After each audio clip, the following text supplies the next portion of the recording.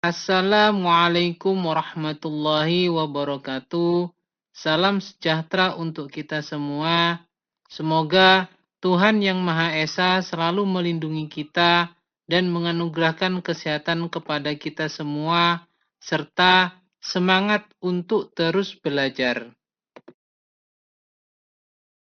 Pada pertemuan kali ini, dalam mata kuliah teori akuntansi, pokok bahasan kita adalah berkenaan dengan kewajiban atau istilah lainnya utang. Atau kita kenal juga dengan istilah liability atau liabilitas. Untuk lebih memudahkan dalam bahasan mengenai kewajiban atau utang, maka kita akan membahas beberapa poin yang berkaitan dengan kewajiban, diantaranya yaitu pengertian mengenai kewajiban, karakteristik mengenai kewajiban, pengakuan kewajiban, pengukuran kewajiban, penilaian kewajiban, dan yang terakhir adalah berakhirnya kewajiban. Sebagaimana kita ketahui bahwa menurut Financial Accounting Standard Board dalam Statement of Financial Accounting konsepnya disebutkan bahwa kewajiban atau istilah lainnya utang ini merupakan pengorbanan manfaat ekonomi masa datang yang cukup pasti yang timbul dari keharusan sekarang suatu kesatuan usaha untuk mentransfer asetnya atau menyediakan atau menyerahkan jasa kepada kesatuan lain di masa yang akan datang sebagai akibat dari adanya transaksi atau kejadian masa lalu.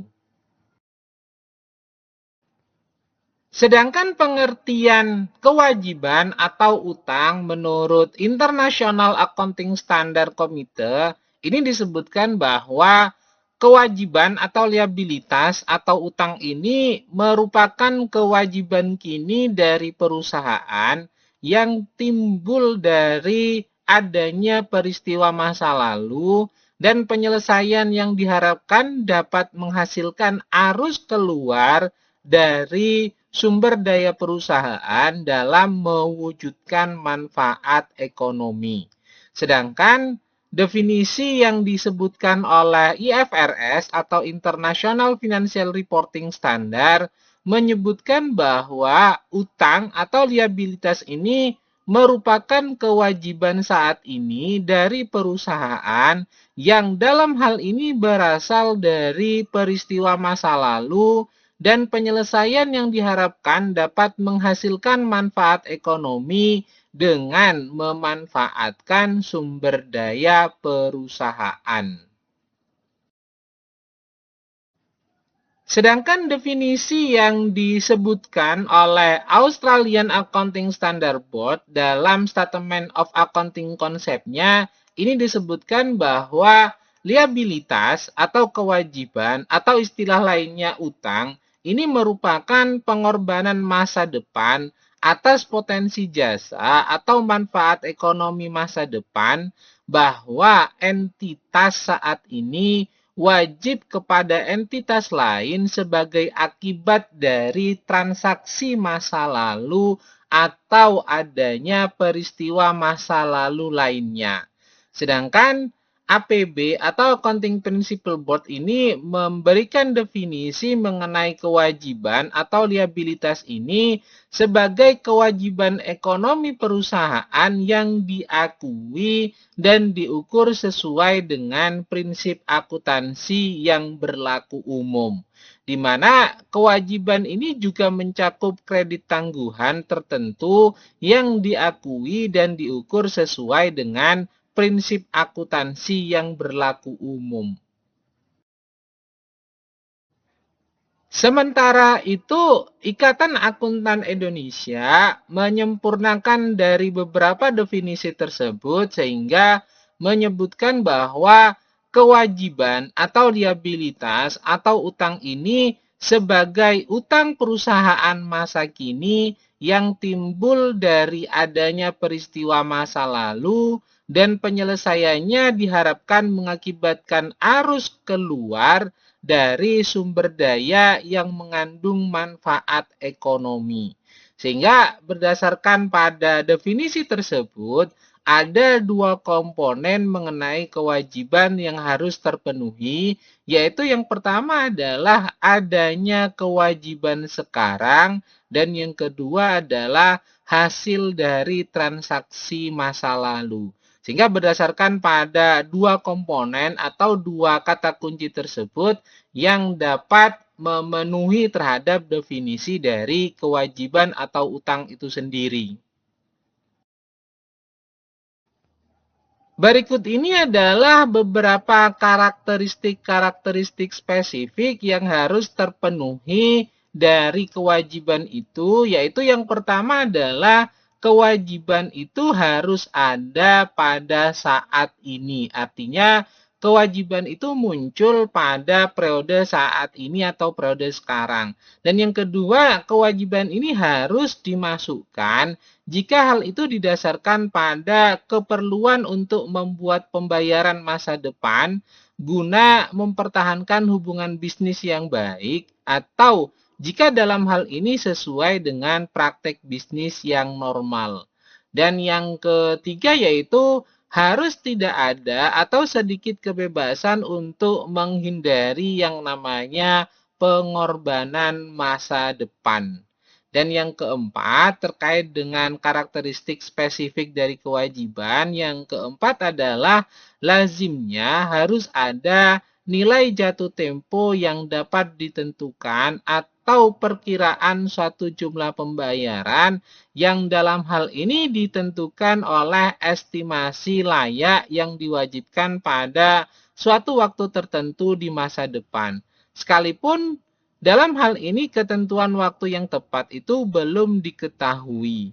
Dan yang kelima yaitu biasanya pihak yang dibayar atau menerima pembayaran ini harus diketahui atau dapat diidentifikasikan dengan baik secara spesifik sehingga pembayaran tersebut itu tidak salah sasaran mengenai kewajiban yang harus diselesaikan. Selain itu, kewajiban ini juga memiliki tiga karakteristik utama, yaitu yang pertama adalah pengorbanan manfaat ekonomik masa datang, dan yang kedua adalah menjadi keharusan sekarang untuk mentransfer yang namanya aset, dan yang ketiga yaitu timbul akibat adanya transaksi atau kejadian masa lalu. Sehingga berdasarkan pada tiga karakteristik utama tersebut, kita dapat menyatakan bahwa itu adalah sebuah kewajiban yang harus diselesaikan oleh perusahaan. Untuk penjelasan detailnya mengenai karakteristik utama kewajiban ini, kita mulai dari yang pertama, yaitu berkenaan dengan pengorbanan manfaat ekonomik di masa yang akan datang. Nah, dalam hal ini untuk dapat disebut sebuah kewajiban, maka suatu objek ini harus memuat suatu tugas atau tanggung jawab kepada pihak lain yang dalam hal ini mengharuskan kesatuan usaha untuk melunasi, menunaikan atau melaksanakan dengan cara mengorbankan manfaat ekonomi yang cukup pasti di masa yang akan datang. Di mana pengorbanan manfaat ekonomi ini biasanya diwujudkan dalam bentuk transfer atau penggunaan aset kesatuan usaha yang dimiliki.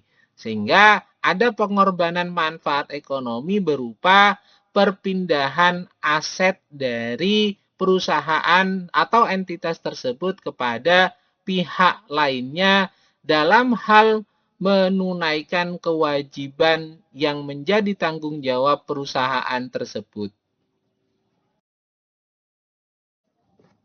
Karakteristik utama kewajiban yang kedua sebagai penjelasan detailnya yaitu menjadi keharusan sekarang untuk mentransfer aset, di mana dalam hal ini untuk dapat disebut sebagai sebuah kewajiban, maka suatu pengorbanan ekonomik ini di masa datang harus timbul akibat adanya keharusan sekarang. Nah, pengertian dari sekarang ini tentunya mengacu pada dua hal, yaitu berkaitan dengan waktu dan berkaitan dengan apa adanya. Dan waktu yang dimaksud ini adalah berkenaan dengan tanggal pelaporan dalam neraca. Nah, oleh karena itu, keharusan kewajiban mencakup pada empat hal, yaitu keharusan kontraktual, yang kedua adalah keharusan konstruktif, dan yang ketiga adalah keharusan demi keadilan, dan yang keempat adalah keharusan bergantung atau keharusan bersyarat. Terkait dengan keharusan kontraktual, ini merupakan keharusan yang timbul akibat adanya perjanjian atau peraturan hukum yang di dalamnya kewajiban tersebut bagi suatu kesatuan usaha dinyatakan secara eksplisit atau implisit atau dinyatakan secara mengikat. Contoh misalnya yang berkaitan dengan keharusan kontraktual ini adalah utang pajak, utang usaha, utang wesel, dan utang obligasi. Sedangkan yang dimaksud dengan keharusan konstruktif ini merupakan keharusan yang timbul akibat kebijakan suatu kesatuan usaha dalam rangka menjalankan dan memajukan usahanya untuk memenuhi apa yang disebut sebagai praktek usaha yang baik atau etika bisnis dan bukan untuk memenuhi kewajiban yuridisnya. Contoh misalnya yang berkaitan dengan keharusan konstruktif ini yaitu servis gratis yang dijanjikan oleh dealer sepeda motor atau pengembalian uang untuk barang yang ternyata cacat atau rusak dan adanya tunjangan hari raya. Itu merupakan contoh dari keharusan konstruktif. Sedangkan keharusan demi keadilan ini merupakan keharusan yang ada sekarang yang menimbulkan adanya kewajiban bagi perusahaan semata-mata karena panggilan etis atau moral karena adanya peraturan hukum atau praktek bisnis yang sehat. Contohnya dalam hal ini adalah kewajiban dalam memberikan donasi untuk badan amal tiap akhir tahun atau yang dimaksudkan di sini adalah Corporate Social Responsibility atau CSR perusahaan.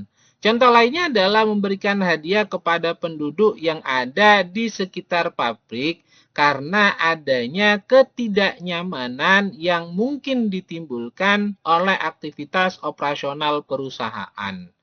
Dan yang terakhir yaitu terkait dengan keharusan bergantung atau keharusan bersyarat. Ini merupakan keharusan yang pemenuhannya tidak pasti karena tergantung pada kejadian masa datang atau terpenuhinya syarat-syarat tertentu di masa mendatang. Sehingga menjadi keharusan yang bergantung atau keharusan yang bersyarat ditentukan oleh syarat-syarat tertentu di masa yang akan datang.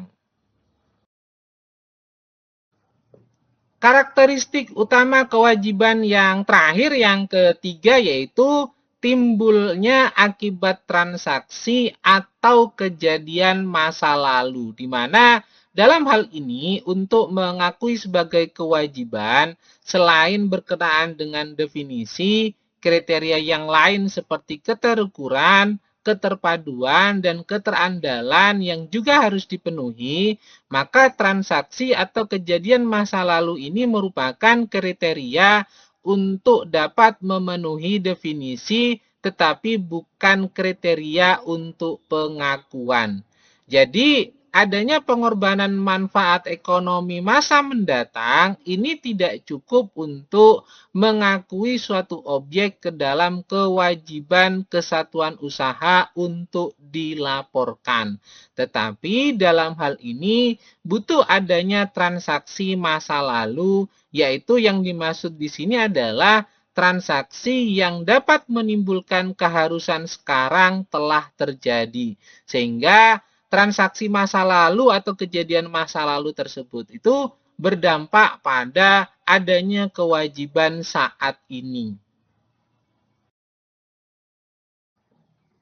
Selain memiliki karakteristik spesifik dan karakteristik utama, kewajiban juga memiliki karakteristik pendukung, di mana dalam hal ini karakteristik pendukung menurut FASB atau Financial Accounting Standard Board disebutkan ada 3, yaitu yang pertama adalah keharusan untuk membayar dalam bentuk kas, dan yang kedua yaitu identitas terbayar atau yang dibayar ini harus cukup jelas, dan yang ketiga adalah berkekuatan hukum. Selain itu, suatu kewajiban ini harus diakui sebagai kewajiban apabila memenuhi terhadap 4 kriteria umum, yaitu yang pertama adalah memenuhi definisi dari suatu kewajiban. Dan yang kedua yaitu dapat diukur, dan yang ketiga adalah relevan, dan yang keempat itu dapat diandalkan. Sehingga ketika telah memenuhi 4 kriteria tersebut, maka suatu kewajiban tersebut itu tentunya wajib untuk tercatat dalam laporan keuangan perusahaan dan wajib ditunaikan sebagai bentuk tanggung jawab dari perusahaan tersebut. Dan pengukuran kewajiban ini tentunya bertujuan untuk menyajikan informasi kepada investor dan kepada kreditor sebagai sarana untuk meramalkan arus kas yang terjadi dalam aktivitas operasional perusahaan. Bahasan berikutnya dalam masalah kewajiban atau utang ini yaitu berkaitan dengan pengakuan kewajiban, di mana pada prinsipnya kewajiban ini diakui pada saat keharusan itu telah mengikat akibat adanya transaksi yang sebelumnya telah terjadi. Nah, mengikatnya suatu keharusan ini harus dievaluasi atas dasar kaidah pengakuan. Dan secara umum ada 2 kriteria mengenai pengakuan kewajiban yang harus terpenuhi, yaitu yang pertama adalah adanya kemungkinan pengorbanan potensi jasa atau manfaat ekonomi di masa mendatang ini akan dilakukan atau akan terjadi. Dan yang kedua yaitu jumlah utang atau jumlah kewajiban ini harus dapat diukur cukup pasti sehingga dapat menentukan berapa besar nilai kewajiban tersebut. Dalam pengakuan kewajiban, ada 4 kaidah pengakuan yang digunakan untuk menandai adanya pengakuan kewajiban, di mana yang pertama adalah ketersediaan dasar hukum. Nah, kaidah ini terkait dengan kualitas keterandalan dan keberbautan informasi. Sedangkan ketersediaan dasar hukum yang menimbulkan adanya daya paksa, ini hanya merupakan karakteristik pendukung dari definisi kewajiban. Sehingga dalam hal ini kaidah mengenai ketersediaan dasar hukum ini tidak mutlak, sehingga kewajiban juga dapat diakui bila terjadi adanya bukti substantif yang dalam hal ini hanya menjadi keharusan konstruktif atau keharusan demi keadilan saja. Dan kaidah yang kedua yaitu mengenai keterterapan konsep dasar konservatisme, di mana kaidah ini merupakan penjabaran teknis mengenai kriteria keterandalan. Sedangkan implikasi dianutnya konsep konservatisme ini adalah berkenaan dengan rugi dapat segera diakui, tetapi tidak demikian dengan untung. Artinya keuntungan itu dapat segera diakui, sedangkan kerugian tidak dapat segera diakui. Nah, ini dapat diadaptasikan dengan pemahaman bahwa kewajiban itu tidak dapat segera diakui, sedangkan aset bisa segera diakui. Kaidah berikutnya terkait dengan pengakuan kewajiban adalah ketertentuan substansi ekonomik transaksi, di mana dalam hal ini substansi suatu transaksi itu dapat memicu pencatatan seluruh kewajiban yang timbul ketika transaksi terjadi, meskipun secara yuridis atau secara kontraktual kewajiban tersebut itu baru akan mengikat secara berkala pada saat keharusan sekarang itu timbul. Dan dalam hal ini kewajiban dapat atau bahkan harus diakui jika secara substantif sewa guna tersebut itu sebenarnya adalah pembelian angsuran. Dan yang terakhir yang terkait dengan kaidah pengakuan yaitu keterukuran nilai kewajiban, di mana keterukuran ini merupakan salah satu syarat untuk mencapai kualitas keterandalan informasi. Oleh karena itu, adanya kepastian mengenai jumlah rupiah tentunya dapat memicu diakuinya suatu kewajiban. Jika pengukuran suatu pos kewajiban ini bersifat sangat subjektif dan arbiter, pada umumnya tentunya pos tersebut itu tidak akan diakui. Kalau kita sederhanakan mengenai 4 kaidah pengakuan tersebut, yaitu yang pertama adalah didasarkan pada hukum, artinya kewajiban juga dapat diakui bila terdapat bukti substantif hanya mengenai keharusan konstruktif atau demi keadilan. Dan yang kedua yaitu pemakaian prinsip konservatisme, di mana konsep konservatisme ini merupakan konsep yang menyatakan rugi dapat segera diakui tetapi tidak demikian dengan untung. Dan ini berarti bahwa kewajiban dapat diakui segera sedangkan aset tidak dapat diakui segera. Dan yang ketiga yaitu berkenaan dengan substansi ekonomi suatu transaksi, di mana dalam hal ini pencatatan seluruh kewajiban yang timbul ketika transaksi itu terjadi, meskipun secara yuridis atau kontraktual, kewajiban tersebut itu baru akan mengikat secara berkala pada saat keharusan sekarang itu timbul. Dan yang keempat yaitu mengenai kemampuan mengukur nilai utang, sehingga dalam hal ini adanya kepastian mengenai jumlah rupiah yang dapat memicu diakuinya suatu kewajiban. Dan itulah 4 kaidah pengakuan yang dapat menandai adanya pengakuan kewajiban. Yang menjadi masalah teknis dalam pengakuan kewajiban ini berkenaan dengan keempat kaidah tersebut, yaitu kapan kaidah tersebut itu dapat dipenuhi dan bagaimana penentuan saat pengakuan kewajibannya. Dan dalam hal ini ada beberapa penjelasan yang menunjukkan mengenai saat-saat untuk mengakui adanya kewajiban. Yaitu yang pertama adalah pada saat penandatangan kontrak, bila pada saat itu hak dan kewajiban telah mengikat, tentunya dalam hak kontrak eksekutori, pengakuan ini menunggu sampai salah satu pihak memanfaatkan atau menguasai manfaat yang diperjanjikan atau memenuhi kewajibannya tersebut. Nah, berkenaan dengan kontrak eksekutori ini merupakan kontrak yang kedua belah pihak terkaitnya belum melaksanakan kewajiban kontrak atau telah melaksanakan sebagian kewajiban mereka dengan proporsi yang sama. Dan yang kedua yaitu bersamaan dengan pengakuan biaya jika dalam hal ini barang dan jasa yang menjadi biaya belum dicatat sebagai aset sebelumnya. Dan yang ketiga yaitu bersamaan dengan pengakuan aset, di mana kewajiban itu timbul ketika hak untuk menggunakan barang dan jasa itu telah diperoleh.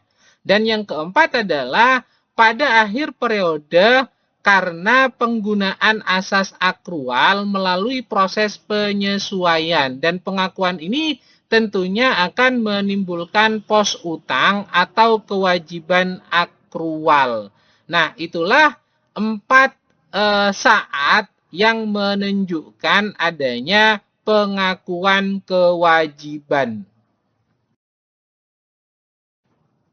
Kalau kita sederhanakan dari penjelasan tersebut, maka peristiwa untuk mengakui kewajiban itu ada 4, yaitu yang pertama adalah pada saat penandatangan kontrak, bila pada saat itu hak dan kewajiban telah mengikat, dan dalam hal kontrak eksekutori atau kontrak yang kedua belah pihak terkaitnya ini belum melaksanakan kewajiban kontrak, atau telah melaksanakan sebagian kewajiban mereka dengan proporsi yang sama, maka pengakuan menunggu sampai salah satu pihak memanfaatkan atau menguasai manfaat yang diperjanjikan atau memenuhi kewajibannya. Dan yang kedua yaitu dapat diakuinya kewajiban ini bersamaan dengan pengakuan biaya bila mana barang dan jasa yang menjadi biaya belum dicatat sebagai aset sebelumnya.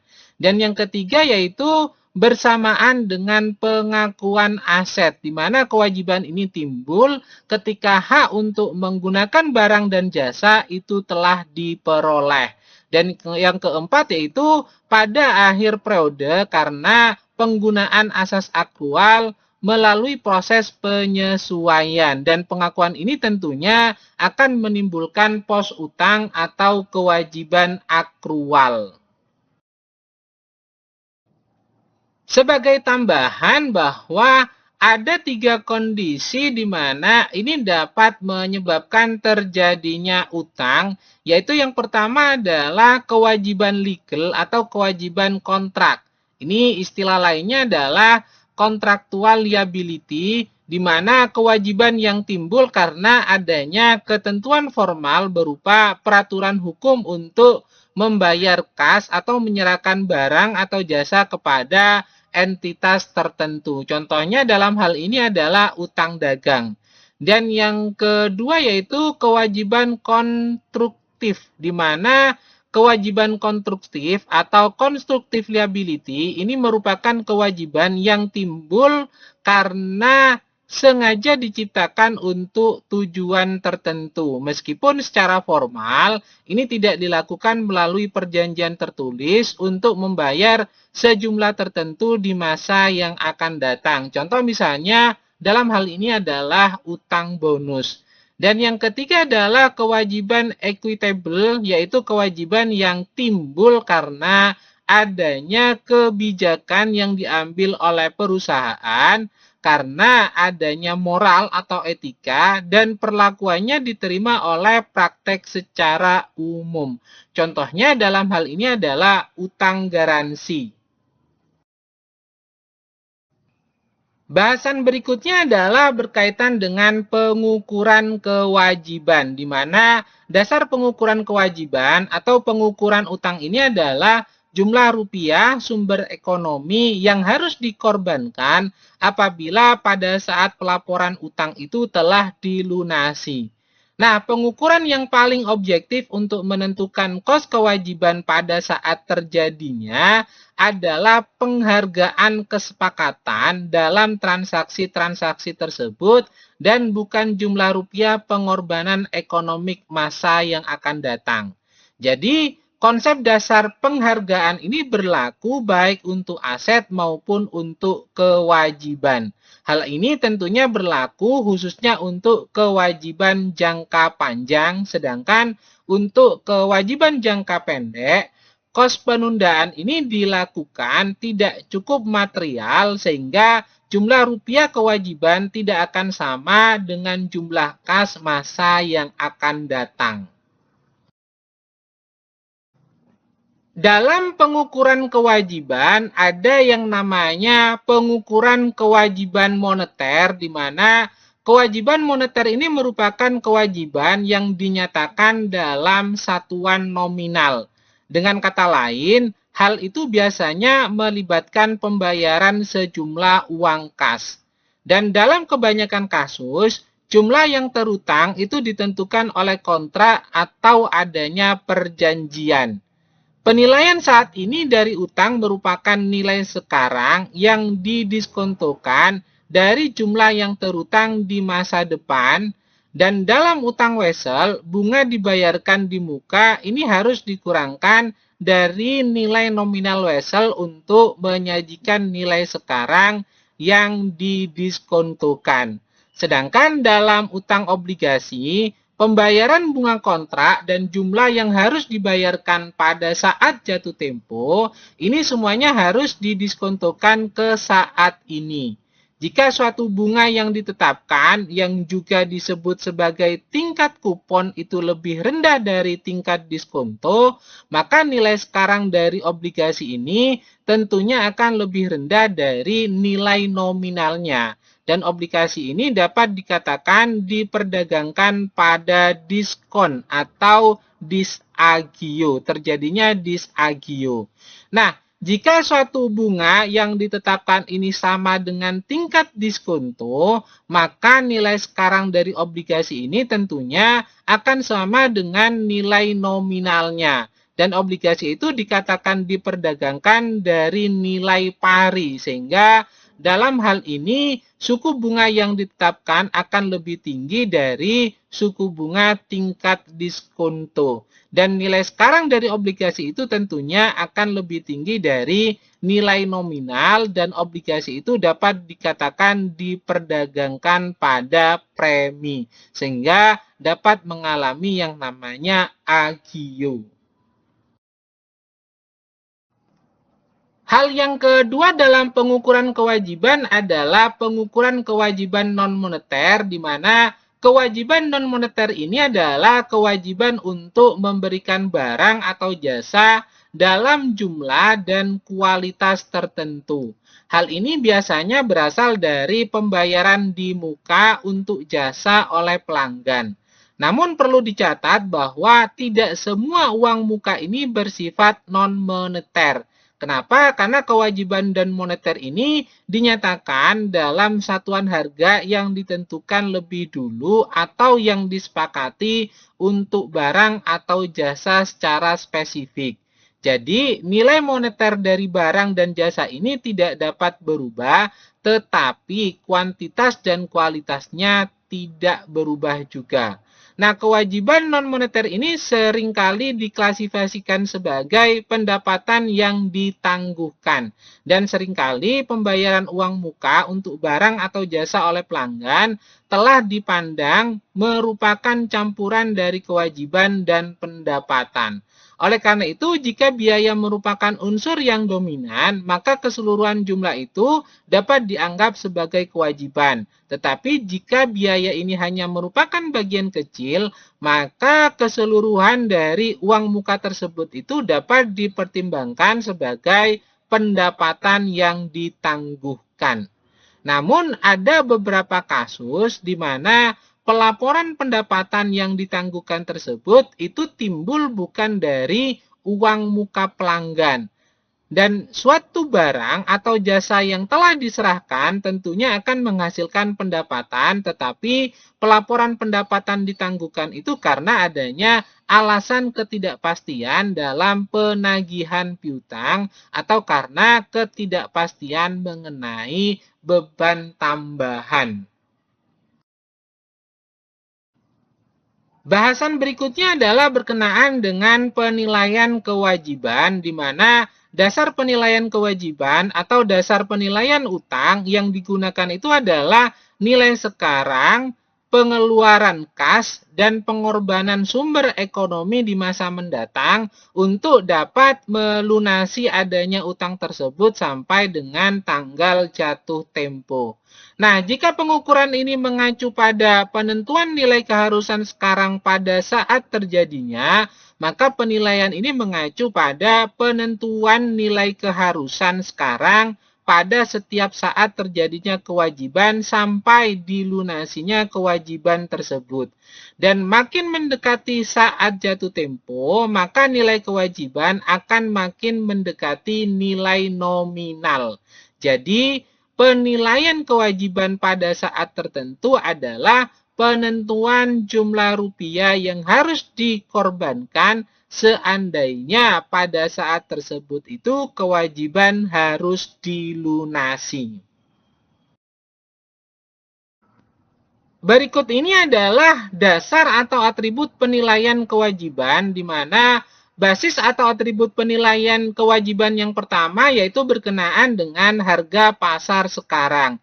Dan dalam hal ini, berbagai kewajiban yang melibatkan komoditas dan surat berharga tentunya menggunakan harga pasar sekarang. Contohnya misalnya dalam hal ini adalah kewajiban penerbitan opsi sebelum jangka opsi habis dan beberapa kewajiban pedagang efek. Sehingga dalam hal ini menggunakan harga pasar sekarang sebagai dasar atau atribut penilaian kewajiban. Sedangkan atribut penilaian atau basis penilaian yang kedua yaitu penggunaan nilai pelunasan neto, di mana dalam hal ini berbagai kewajiban yang melibatkan jumlah rupiah yang cukup pasti tentunya akan tetapi waktu pelunasannya tidak cukup pasti, dalam artian bahwa jumlah rupiahnya cukup pasti untuk ditentukan, namun waktu pelunasannya itu tidak cukup pasti. Contoh yang berkaitan dengan penggunaan nilai pelunasan itu adalah utang usaha, utang garansi, dan utang wesel jangka pendek.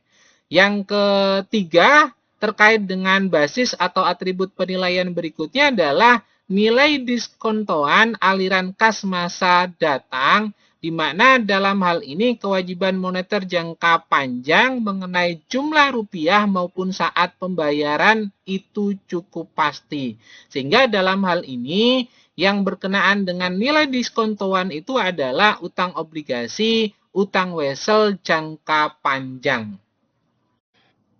Bahasan terakhir dalam pertemuan kali ini adalah berkenaan dengan berakhirnya kewajiban atau berakhirnya utang, di mana ini tentunya berkaitan dengan penyelesaian kewajiban atau penyelesaian utang. Nah, bagaimana caranya? Yaitu yang pertama adalah dapat dilakukan pembayaran kas, artinya melunasi kewajiban yang dimiliki oleh perusahaan tersebut.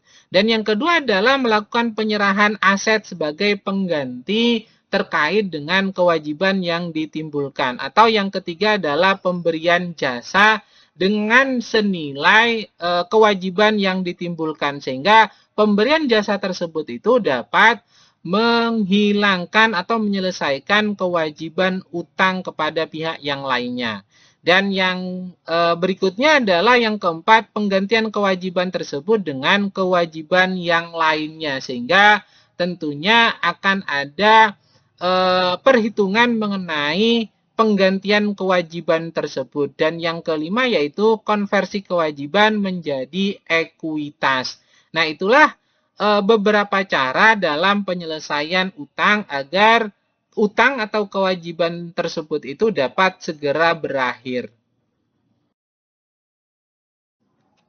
Disebutkan juga bahwa kewajiban dapat diakhir dengan 3 cara. Yang pertama adalah pelunasan atau pembayaran kembali, di mana dalam hal ini umumnya utang itu dilunasi pada tanggal jatuh tempo, namun utang ini juga dapat ditarik atau dilunasi sebelum jatuh tempo.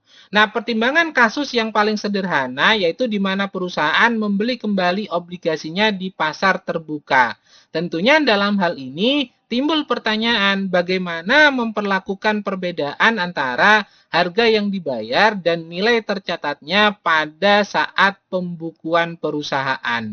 Nah, dalam hal ini untuk menetapkan bahwa dalam semua kasus pelunasan utang, perbedaan itu harus diperlakukan sebagai keuntungan atau kerugian periode tersebut. Dan keuntungan atau kerugian yang timbul dari pelunasan utang tersebut itu berkaitan dengan penarikan kembali obligasi yang harus diperlakukan sebagai pos luar biasa supaya perusahaan dalam hal ini tidak menarik utangnya semata-mata dengan tujuan untuk mendapatkan kenaikan laba bersih. Sayangnya hal ini tentunya bertentangan dengan definisi pos luar biasa yang merupakan pos yang tidak biasa dan tidak sering terjadi.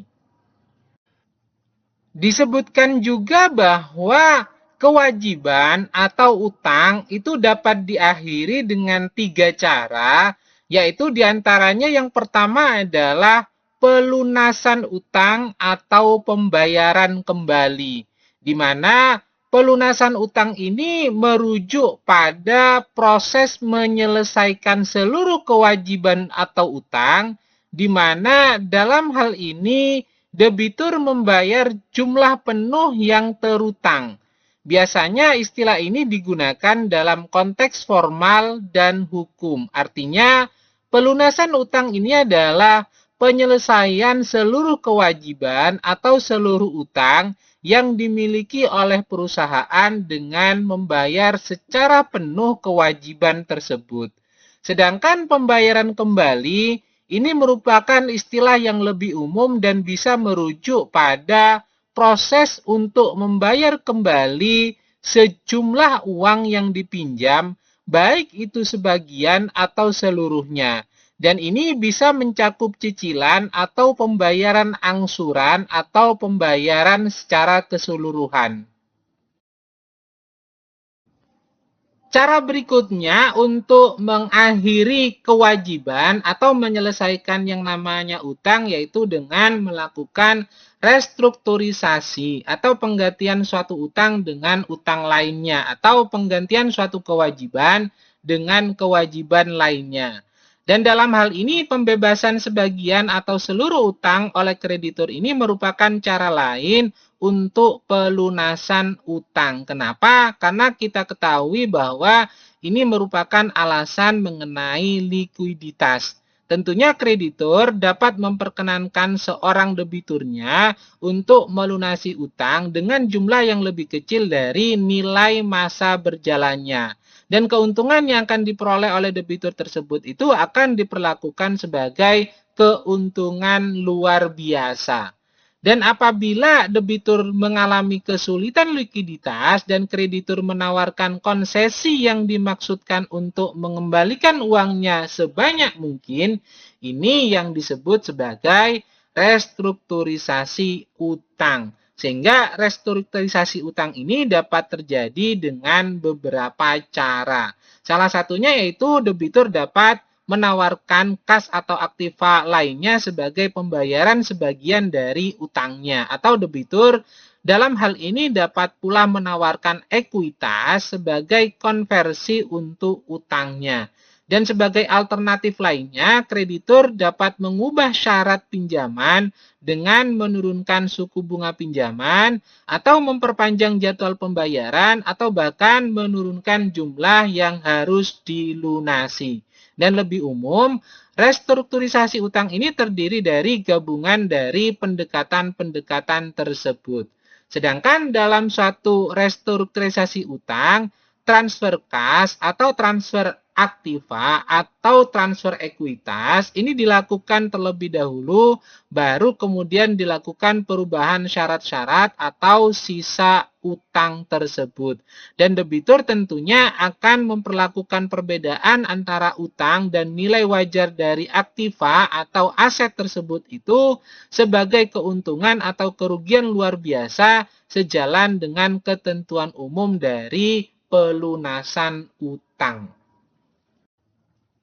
Cara berikutnya yang kedua dalam mengakhiri kewajiban atau menyelesaikan utang adalah melakukan restrukturisasi Apa itu restrukturisasi? Yaitu penggantian suatu kewajiban atau suatu utang dengan kewajiban atau utang lainnya.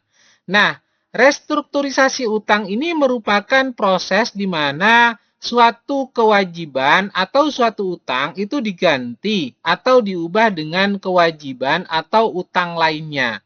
Nah, tujuan dari dilakukannya restrukturisasi ini umumnya adalah untuk membuat pembayaran utang menjadi lebih dapat dikelola oleh debitur.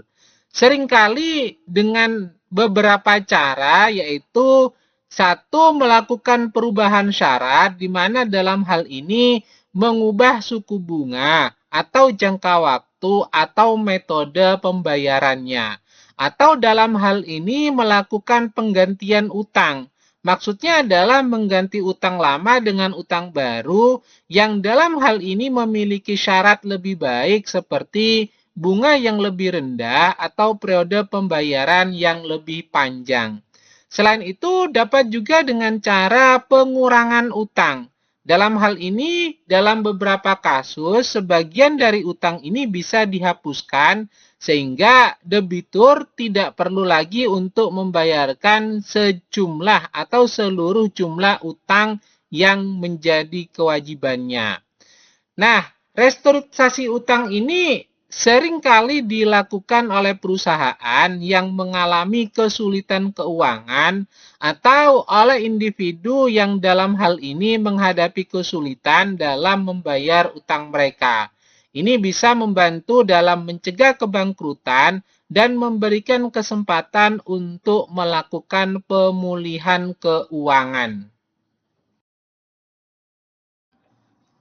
Cara yang terakhir dalam memenuhi kewajiban untuk dapat mengakhiri kewajiban tersebut yaitu konversi utang atau utang konvertible, yaitu menukar utang dengan ekuitas. Di mana dalam hal ini konversi utang atau utang konvertible ini memiliki karakteristik baik utang maupun ekuitasnya. Ini tentunya menimbulkan banyak permasalahan berkaitan dalam perlakuan akuntansi karena garis batas antara ekuitas dan kewajiban dalam utang konvertible ini menjadi sangat kabur.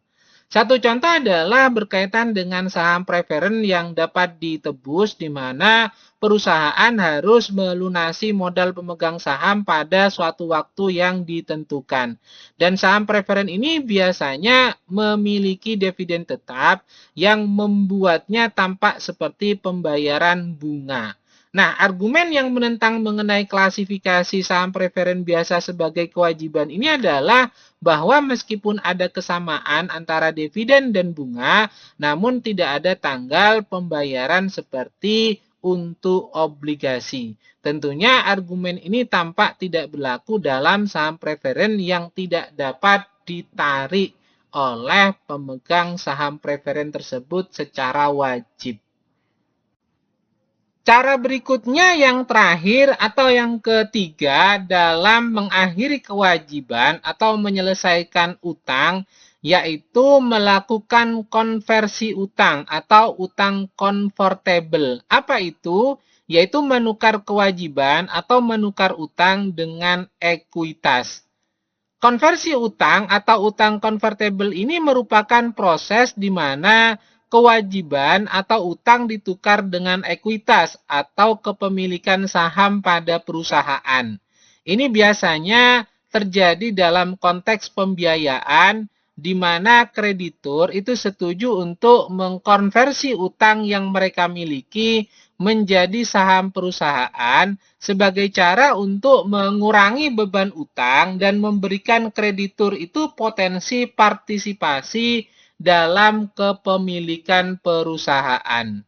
Ada beberapa poin penting mengenai utang konvertible ini, yaitu yang pertama adalah terkait dengan keuntungan untuk perusahaan, karena dalam hal ini memungkinkan perusahaan untuk mengurangi utang tanpa harus membayar kembali secara langsung, yang dalam hal ini bisa membantu dalam menjaga arus kas perusahaan. Dan yang kedua yaitu terkait dengan keuntungan untuk kreditur.